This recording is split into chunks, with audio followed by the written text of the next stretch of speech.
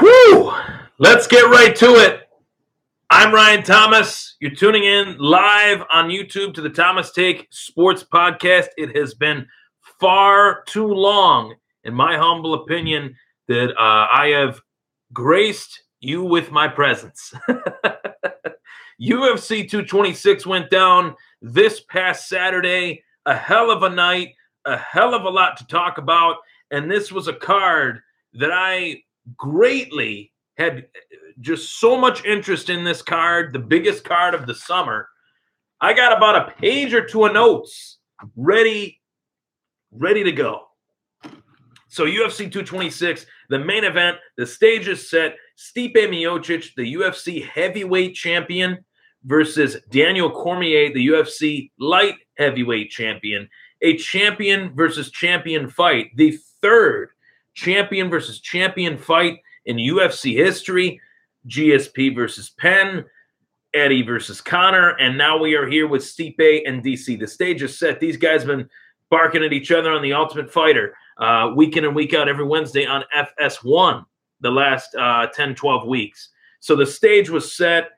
Miocic coming into the bout, the most decorated heavyweight champion of all time, with 3 title defenses. Daniel Cormier coming into this fight looking to somewhat right the wrongs in his career and get out of the shadow of the John Jones loss and the John Jones loss turned no contest in this fight with Stipe Miocic. So this was a fight that I was really looking forward to. 2 fighters that I admire a lot, 2 fighters that I enjoy, and 2 fighters that I thought really we're going to bring a great fight to the fans, as I empty my pockets here. And I gotta say, okay, the outcome of the fight was not what I expected at all. I will be willing to say that I was wrong in terms of looking at the outcome, looking at how this fight was going to pan out, looking at what was going to take place. I realistically thought that Stipe Miocic was going to be far too much for Daniel Cormier. I realistically thought that Daniel Cormier's time away from the heavyweight division was going to hurt him, and that DC was far too confident in his stand-up versus DC. I was definitely wrong. I'm willing to eat some crow, willing to say, hey, T-Take was wrong, Thomas Take was wrong. I think that Daniel Cormier just put on one of the most shocking, flawless performances that I've seen in quite a while. But as I always do, I could always nitpick, go through the fight, and tell you the things that everyone else is going to say. I'm not going to do that. I bring originality. I like to bring a unique, different perspective on things, and it's my opinion, that unique perspective. And in my humble opinion, while watching this fight, watching how it took place, watching how it panned out, there were 2 specific moments that really jumped out to me that I believe helped Daniel Cormier get the victory this past Saturday night. Cormier coming in with a huge size disadvantage as the light heavyweight champ to the heavyweight champ. A huge size disadvantage. Cormier a little over 5'11", Stipe about 6'3", 6'4". The reach advantage was insurmountable for Miocic. And I thought DC's best chance at winning is if he can close the distance, get in the clinch, and Miocic's best chance of winning, Stipe's best chance at winning, was if he were to stay out of the clinch, fight at a distance, much similarly to John Jones, and pick DC apart from range, from distance. Use that reach advantage, kicks, front kicks, body kicks, really try to land kicks on DC because he's susceptible to those due to the fact that he always fights at angles. He's always trying to throw overhands. He's always trying to throw hooks. He's always trying to throw straights right down the pipe from close range because he knows that he's at a huge size disadvantage. And his best attribute is in the clinch, is in the wrestling department. So working from the clinch to a takedown, working from the clinch to a punch, working from the clinch in a tie clinch to working against the cage. Daniel Cormier is the grandioso master of that. So DC was able to accomplish those things. He was able to get Miocic to clinch with him. He was able to land punches from close range. But furthermore, and I want to lean back as I do this, he did a lot of this. He did a lot of hand fighting. He did a lot of measuring with his hands, trying to get closer. As he moved in with his hands, while touching Miocic's hand, he was able to kind of throw another punch or just gauge the distance of Miocic as far as how far away Miocic was from him.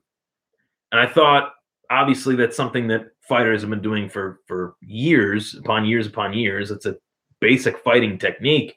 But the fact that it actually worked very well, he was able to hand fight, kind of be able to play in there, move around, and land the short punches, land the punches over the top. As he did the hand fighting, if Miocic threw a punch, DC was able to use his, believe it or not, speed due to the size disadvantage. The smaller guy is usually not just the smaller guy, but the fastest guy. And that's what we saw from Daniel Cormier this past Saturday, and that's why he was able to land the punches that he was able to land.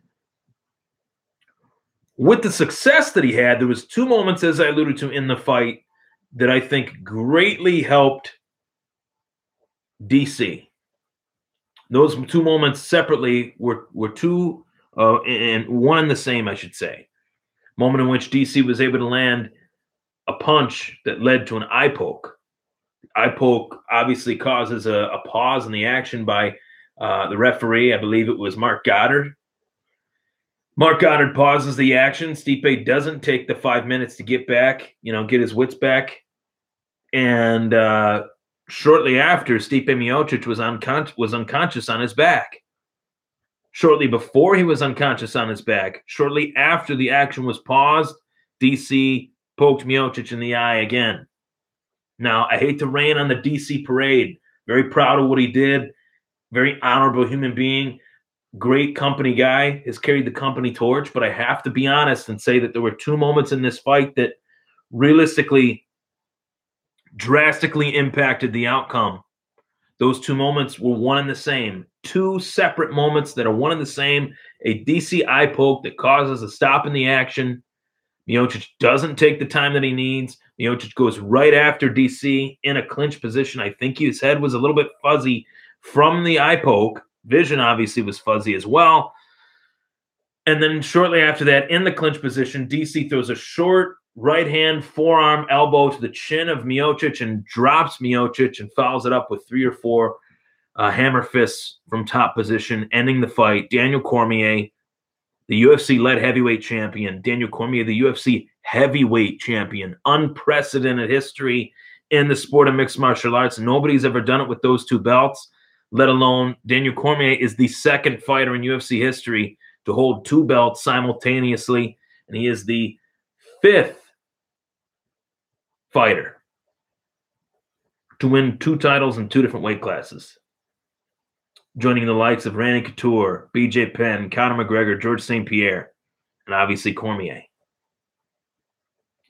Realistically, I don't want to say that Cormier's eye pokes were the reason he won the fight, but I do think they played a huge factor into why he won the fight, and I'll just leave it at that. The talk of Miocic versus DC, this super fight, one of the reasons in the audio version of this podcast that I said, hey, this fight is more than just a super fight. This fight allows Miocic to add another name to his title defense legacy as a heavyweight champ. This fight also allows Daniel Cormier to get out of the shadow of Jon Jones with a win. And it did that for both fighters in actuality. Fighting DC the way he did, Miocic gained some respect, some moral victory, which they do exist, especially in the UFC. Stipe Miocic, nobody's going to talk bad about the guy. Great human being, great champion. I'm sure he will get back on the horse and get his belt back at some point down the road. We'll talk about that a little bit later.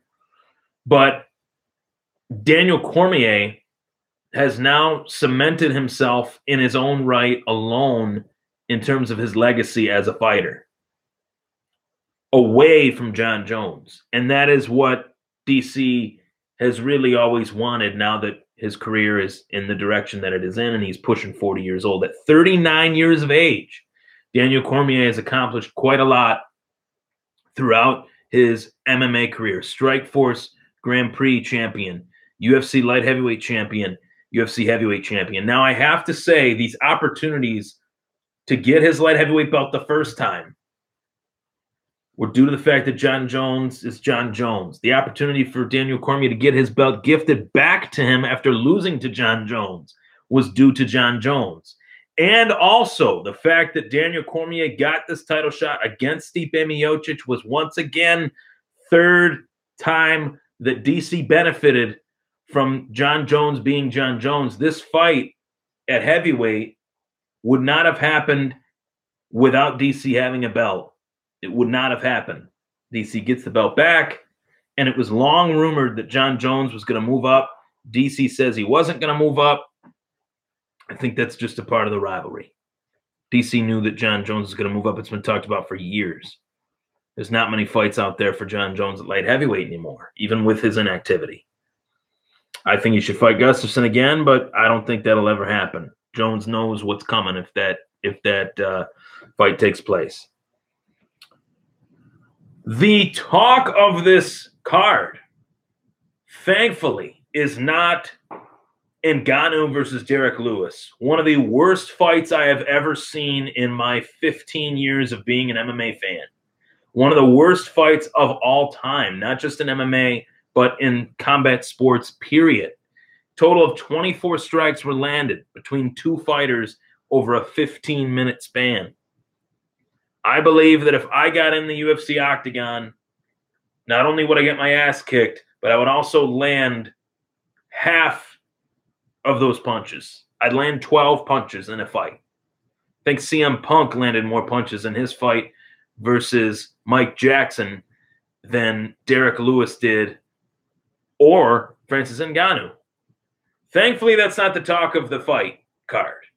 As far as how bad it was, the main event kind of took out that stink in the room that was Lewis versus Ngannou. A fight I was really looking forward to, a fight that just did not, for whatever reason, did not deliver. I think both fighters were fearful of the knockout, and it led to a lackluster fight. But the talk of this card is not about any of the fights that took place this past Saturday night. The talk of the card is what took place after the main event on Saturday night. Daniel Cormier has both belts wrapped around his shoulders. He's introduced a new UFC heavyweight champion. Daniel Cormier introduced the new UFC heavyweight champion, Daniel Cormier. Talks about how he never thought this was possible. He left the division. He never knew what he would become until now. And then he proceeds to say, there's a guy out there that I've known for a long time. Listen to DC. Listen to DC. There is a guy that I've known out there for a long time, and I've had this written down since it took place. There's a guy that is in this room that I've known for a long time. He's a wrestler. He's an All-American. He's a former UFC champion. I never thought I would fight him, but Brock Lesnar, get your ass in the octagon. Brock Lesnar, the former UFC heavyweight champion, in attendance for the fight, gets up out of his seat, steps into the octagon. Lesnar enters the cage, shoves Daniel Cormier, what I thought was about 20 feet. DC puts his hands up. DC says, push me now, get slept later, bum. Push me now, get slept later, bum.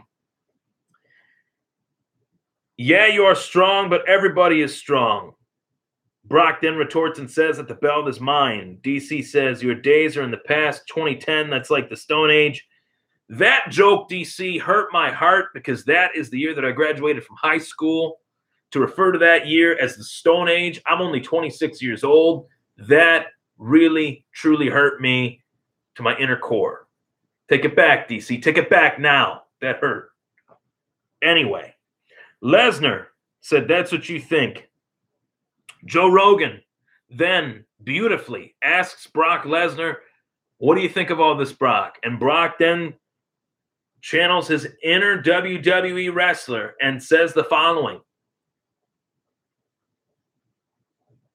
Let me tell you something. I walked into this building and watched the heavyweight disasters from the beginning. Francis Ngannou, the piece of shit. Stipe Miocic, the piece of shit.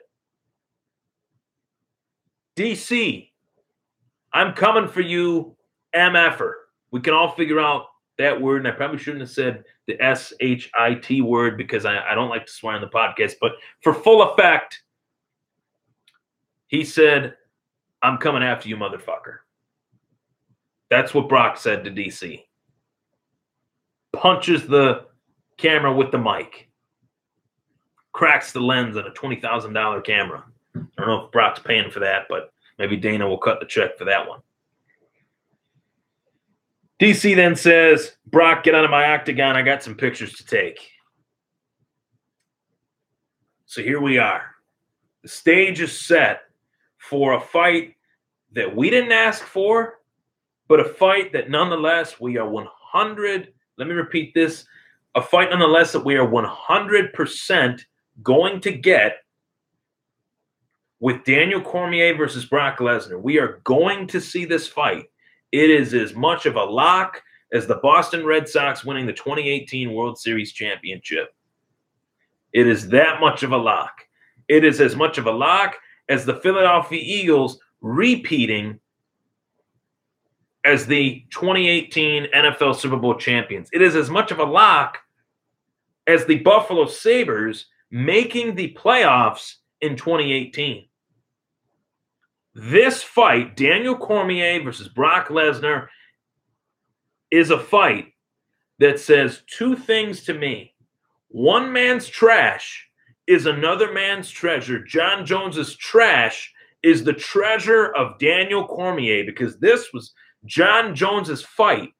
You remember about a year and 20 days from now, or a year ago and 20 days from now, July 29th, John Jones hit Daniel Cormier with a left head kick that rattled Daniel Cormier's ancestors, knocked him out onto the cage, knocked him out on the canvas, flat on his face.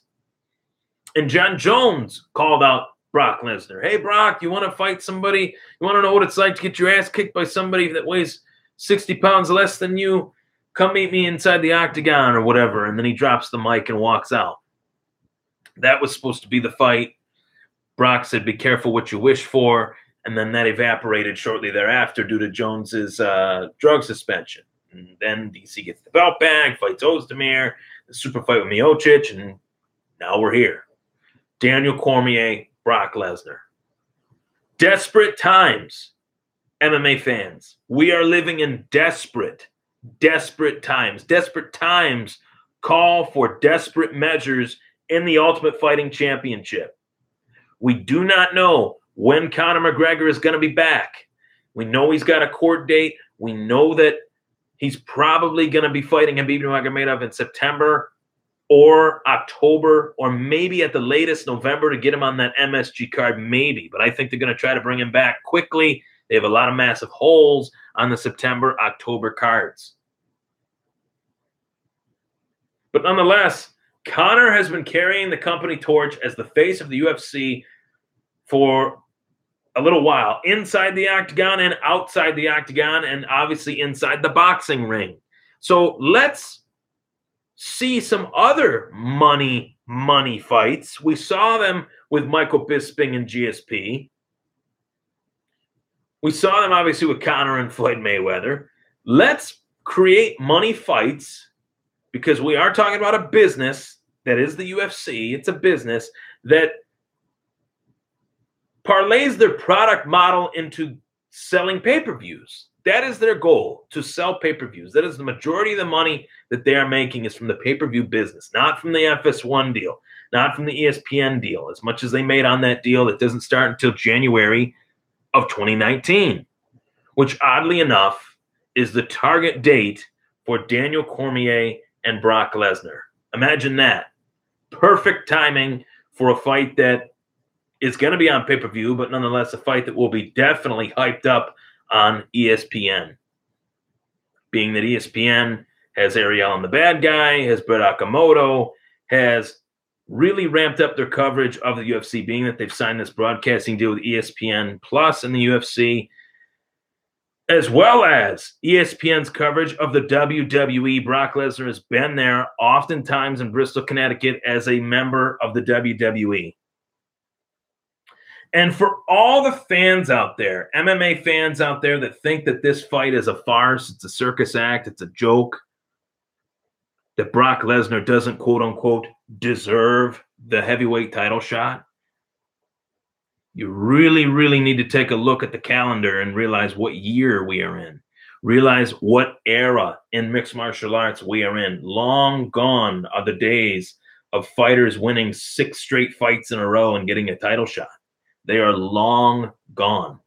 And the same people that hate the idea of these super fights are the same people that love the idea of super fights, as long as Conor McGregor is one of the 2 sides in the bout. You can thank Conor McGregor for the fact that these circus act money fights actually take place, because his ability to sell a pay-per-view is second to none. And obviously, the UFC, knowing that that's the bar, they want to at least come closer and closer and closer to that bar, and quite possibly surpass it each and every month that a pay-per-view is released. And lately, they have not done that. Robert Whittaker, Yoel Romero to 150,000 pay-per-view buys, barely. UFC 217 was their best pay-per-view in recent memory, and that was in November of 2017. 2018 has not been that good of a year outside of Miocic and DC. Outside of Miocic and Ngannou, featuring DC and Volkan Ozdemir, it has been a pretty sporadic year for the UFC in 2018 as far as pay-per-view sales go. So DC versus Lesnar is just what the doctor ordered, and as I said from the top, desperate times call for desperate measures. Great buddy of mine, Brandon Reed, my fantasy podcast host, he stated that, he said, Ryan, I'm not a big UFC fan. I'm a casual fan. I don't watch the UFC as much as you do. I don't follow MMA like you do. I don't know all the fighters like you do. I'm not as big of a fan. He's a giant NBA fan. I'm not a big NBA fan. He's a casual UFC MMA fan. I'm a casual basketball fan. Obviously, I know the game, too. And I'm sure Brandon knows the game, the fight game, too. He understands that. He's a big boxing fan. But he even stated, he said, well, Ryan, what are the chances that Brock Lesnar actually wins this fight? It doesn't even matter.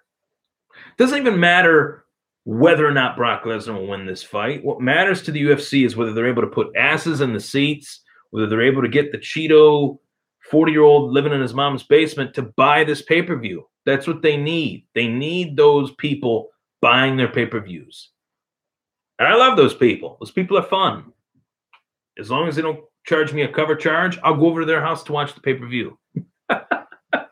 But what I'm trying to say is there's not a lot going on in the UFC right now outside of Conor McGregor. George St. Pierre, we don't know when he's coming back.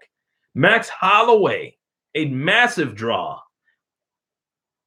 Coming off of 2 dominant performances versus Jose Aldo. When the hell is he coming back with this post-concussion syndrome that he's got? John Jones, one of their biggest stars. Ronda Rousey defected to the WWE because she couldn't handle an L any longer, despite the fact that she only had 2 in her MMA career. So a lot is taking place in the UFC, but at the same time, nothing is taking place as far as money being brought in. And I want to let this be known as well. All the people that think that this fight is a farce and that think that this fight is stupid, that think this fight is a joke. I remember there was a time where I thought Floyd Mayweather and Conor McGregor was a real joke. When the fight was over, I thought, that was a good fight. So let's just let the fight prosper. Let's enjoy the promotion, as over the top and as corny as it's going to be in comparison to the WWE. We're going to definitely compare it to even the WWF dating back to those days, which that promo was. but it was amazing. And it got a lot of people talking. You go on the UFC YouTube channel right now, that video itself with the backstage or the post octagon interviews with DC and Brock has over 4 million views right now. And probably higher than that since I started this video 25 minutes ago. But all in all, Brock Lesnar has just as much a chance at beating DC as DC has at beating him.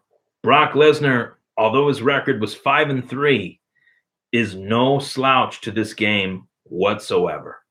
He's somebody that should definitely be taken seriously. And I don't care if he hasn't won a UFC fight in 8 years. He hasn't been active for 8 years. He took a 5-year-long break from 2011 to 2016 to come back for UFC 200 to fight Mark Hunt. And in that fight with Mark Hunt, he dominated Mark Hunt. He ragdolled Mark Hunt. It was later found that he was tested positive for a banned substance. But back in the Wild Wild West days, when USADA was not involved, there were a lot of fighters that had great careers because of that. Brock Lesnar had a decent career in that short window where he was around as the heavyweight champion. He beat Randy Couture. He fought Shane Carwin, who was the most dangerous heavyweight in the world at the time. This was 8 years ago. Fought Shane Carwin, the most dangerous heavyweight on planet Earth at the time. And was about to get knocked out, showed real grit, showed real toughness, real determination. Was able to come back and submit Carwin and win that fight. I don't know if you guys have noticed, those of you that say that Brock can't take a punch or doesn't like to get hit, who the hell likes to get hit in the face? But does Brock turn his head and cower, and does he have elementary striking defense? 100%. But he's one of the best NCAA wrestlers to ever live. And he is also one of the best NCAA wrestlers in transitioning to mixed martial arts, despite the fact that he had a long tenure in between that NCAA wrestling career and his UFC career with the WWE. He was able to transition from that to MMA fairly smoothly in a freakish, athletic way that honestly, you could take all the supplements and stuff that you want, but you cannot put a grade on Brock Lesnar without acknowledging the fact that the guy is a superhuman monster. Without any steroids, he was a monster. And as of now, we know that he took the steroids from Mark Hunt. Maybe he took the steroids for the other fights, but as of now, I have to lean towards no, being that there was no testing. The UFC didn't care. Just like in baseball, they say, oh, these guys took steroids. Yeah, Major League Baseball didn't give a crap. Ratings were good. Numbers were good. The UFC didn't care. The ratings were good. The pay-per-view buys were solid. Lesnar owns the majority of the pay-per-view buy records in the Ultimate Fighting Championship. So how many punches did it take Cain Velasquez to finish Brock Lesnar? 500? How many kicks did it take for Alistair Overeem to kick Lesnar right in the liver after a terrible bout with diverticulitis to end that fight? One kick, and it was almost as if Brock was really nervous about getting kicked there. He was not fully healthy. His career in the UFC is one of the biggest what-if stories in MMA history. Had the UFC been big enough when he came out of his NCAA career into the WWE, had the UFC been as big as it is now, he would have went straight from NCAA wrestling as a NCAA wrestling powerhouse at Minnesota, 106 wins and 5 losses in his career at Minnesota. Being that he was that powerhouse, I'm assuming around 2002, 2003, he would have wrecked, flat out wrecked, the likes of Tim Sylvia and Andrei Arlovsky, who were having their own trilogy at that time. UFCs were barely scraping by at that point. They had just got bought by Zuffa. It was the infancy of the UFC owned by Zuffa, run by the Fertittas, run by Dana White. Dana White didn't have a chance in hell at reeling in Brock Lesnar at that point. It's a funny world we live in, how much times have changed. But Brock definitely has my respect as a fighter. I'm not going to say he's this WWE bum or a washout or anything like that. Yeah, he hasn't, quote unquote, won a fight in 8 years, but he's been inactive. He was in the WWE. He was retired from MMA. Thought to have never competed in MMA again due to the stomach problems that he has, meaning that being the fact that he'd be a fighter, he'd be cutting weight and it would hurt his stomach, obviously, going from 300 pounds to 265 pounds or 290 to 265, whatever his walking around weight is. I'm assuming it's around 290, 295, maybe 285 at the lowest walking around. Then he cuts down to 265.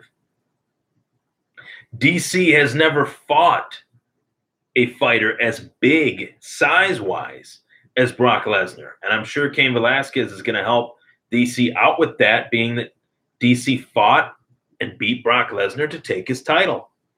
And I meant to say, yeah, Cain fought Brock to take Brock's title. I think I said that right, but I just want to make sure. Cain fought Brock Lesnar, beat him to take Brock's heavyweight title back in the day. So I know Cain knows a thing or two about how to beat Brock Lesnar. He did it. DC, though, much smaller than Cain.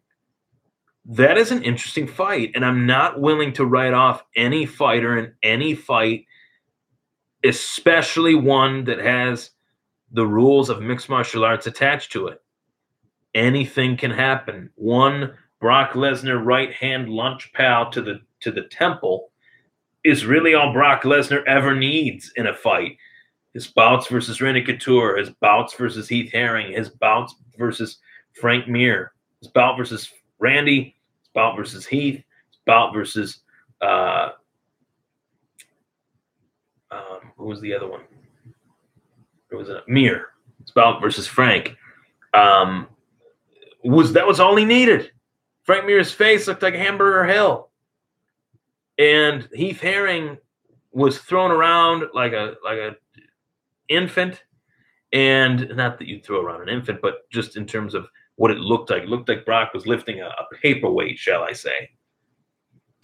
Randy Couture could only keep Brock against the fence for so long, and that's one of the greatest Greco-Roman MMA wrestlers in the history of the sport, one of the greatest fighters in the history of the sport,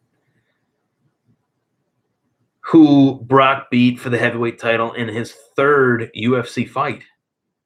So before we throw stones at Brock Lesnar, we got to realize times were very different then. Granted, I just mentioned he won his title off of his third fight. He was definitely getting the promotional push back then. They needed him back then. Really needed him back then. He was very pivotal in the growth of the UFC, 100%. But Brock Lesnar is a bad, bad, bad man. People do not understand that. He is one of the toughest guys from top position. His top position game is one of the best in MMA history. If he's on top of you, if he's on your back, he's not coming off.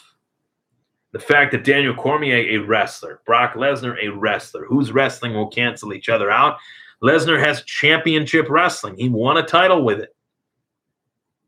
DC has championship wrestling. He's won 2 titles with it. Brock has lost. DC has lost. Anything is possible. So that's what I have to say as far as the Brock Lesnar prospects of fighting DC. If Brock Lesnar's chances at fighting DC, I think it highly likely. I think it's 100% going to happen. I think sometime in January. Brock has to go through the USADA testing pool, test clean, get the fight. Meanwhile, Daniel Cormier is healing his hand. I think he will possibly take a bout at light heavyweight and defend his light heavyweight title, maybe against who was the fighter that I heard he might be fighting? Maybe against the winner of Shogun Rua or Anthony. Maybe he'll fight. He said maybe he'll fight Shogun if he beats Anthony Smith, or maybe he will fight Alexander Gustafsson if he beats Alir Latifi, or not Alir Latifi, Volkan Ozdemir. That's possible to get a title defense in there, but it's a huge risk because if he loses, the Brock fight is still there because he's got the heavyweight belt. That's true, but it's a chance. It's a chance to open you up for further damage that could prolong the prospects of you fighting Brock. I don't think it's worth it. If I'm DC, I fight Brock in January. I go on the victory tour. I vacate the light heavyweight title. Go on the victory tour as the heavyweight champ. Fight Brock. Get your money fight. Maybe do a world tour with Brock, promoting the bout during November, December, January, leading up to the fight. Win and retire. There's no need for DC to fight John Jones again. I don't think John Jones deserves to fight DC again, and I'm actually kind of over it. I'm over John Jones versus DC. I know what's going to take place because I've seen it twice. John Jones is either going to dominate him over 25 minutes or he's going to knock him out. Those two things have happened. And people say, well, you're saying anything can happen in MMA. Right, but when you see a fight twice and it ends the exact same way, why see it again? Especially if the fighters are 48 and 43 like Chuck and Tito. But anyway, Brock versus DC needs to happen. Desperate times call for desperate measures. Now, I want to move on to what is next for Stipe Miocic. God bless him. Great guy, great champion that really helped this sport in a lot of different ways. Showed that nice guys can finish first, and that being that he was a fireman, obviously is highly admirable. Just an average guy, wife, daughter on the way, someone that really could be embraced by MMA fans. What's next for him? Who knows? In the immediate future, I do not think he's going to be fighting again anytime soon. But I will tell you what I think is going to happen with the heavyweight title. I do think DC is going to fight Brock in January. I do think DC will then retire as the heavyweight champion of the world. I do think DC will beat Brock, retire as the heavyweight champion of the world. By this time, John Jones will be back. Just as DC exits, John Jones will return. We'll always look back on that rivalry wondering what the bleep was that. In the meantime, Stipe Miocic will also be back. He might have a win to his record versus a opponent like Derek Lewis or one of the ranked heavyweights. But a fight that is going to happen, set to happen for sure, is Stipe versus Cain Velasquez. I do think we will see that fight. I know Cain has had his wide variety of injuries throughout his MMA career, but I do think he will get that fight with Stipe for the vacant World Heavyweight Championship. Alexander Volkov is coming off a very impressive victory over Fabricio Verdum. Maybe he'll get a shot at a vacant heavyweight title as well versus Stipe. Possible to say the least. But that's just how I see it. I think Stipe eventually will fight Cain for the vacant heavyweight title. Big shout out to two fighters that fought on Saturday night's card that had masterful performances, one of which was Anthony Showtime Pettis. Anthony Showtime Pettis had a masterful performance versus Michael Chiesa. I was really rooting for Pettis. Always been a big Showtime fan.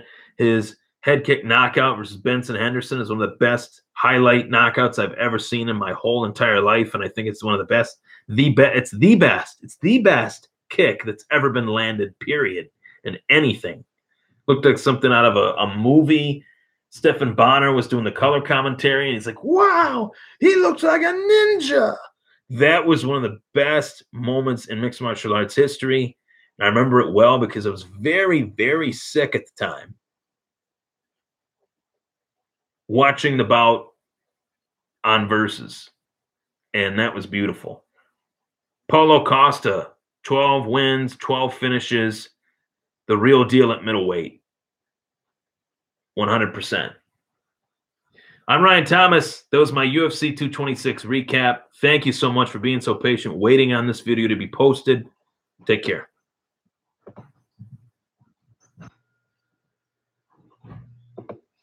I just